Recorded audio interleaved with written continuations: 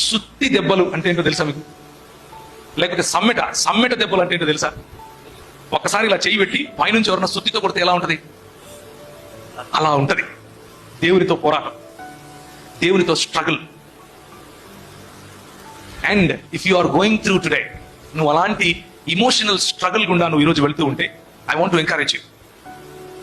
God is faithful. దేవుడు నువ్వు విడిచిపెట్టినా విడిచిపెట్టడు. మతం నువ్వు విడిచిపెడితే నీది కాకుండా పోతుంది. మతం నువ్వు విడిచిపెడితే నీ చేయి విడుస్తుంది. మతం నువ్వు విడిచిపెడితే నిన్ను వెలివేస్తుంది. మతం నాకొద్దు అని అనుకుంటే నిన్ను అంటరాని వాణ్ణి చేస్తుంది. మతం నేను చేయలేను అనంటే నీకు నరక ద్వారం చూపిస్తుంది. కానీ ప్రభు ఒక్కసారి నీ చెయ్యి పట్టుకుంటే, nobody can snatch you out of my hand అంటాడు.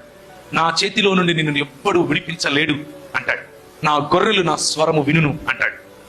ఈరోజు మధ్యాహ్నం చాలా ఏళ్ళ నుంచి ఒకవేళ నీకు దేవునితో కంప్లైంట్స్ ఉంటాయి, దేవునితో పోరాటం ఉంటే, యేసు ప్రభువుతో ఇంకా ఆ స్ట్రగుల్లో నువ్వు ఉంటే, ఒక్కసారి ఆయనతో ఉన్న స్ట్రగుల్లోనే ఆయనతో మాట్లాడుచు. Jesus comes alive and speaks to you. ఆయన జీవము కలిగి నీతో మాట్లాడగలడు, నిన్ను ఇలా పట్టుకోగలడు. ఈ స్ట్రగ్లింగ్ లైఫ్ ఉంది చూసారా, ఈ సుత్తి దెబ్బలు సమ్మెట దెబ్బలు ఉన్నాయి చూసారా, చాలా కష్టం. Please don't go through it.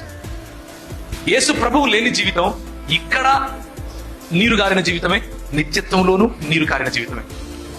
ఇక్కడ కోల్పోయిన జీవితమే, నిత్యత్వంలోనూ కోల్పోయిన జీవితం. యేసు ప్రభువును కలిగి ఉన్న జీవితం ఇక్కడ ఫలవంతమైన జీవితం, నిత్యత్వంలో కూడా ఫలభరితమైన జీవితం.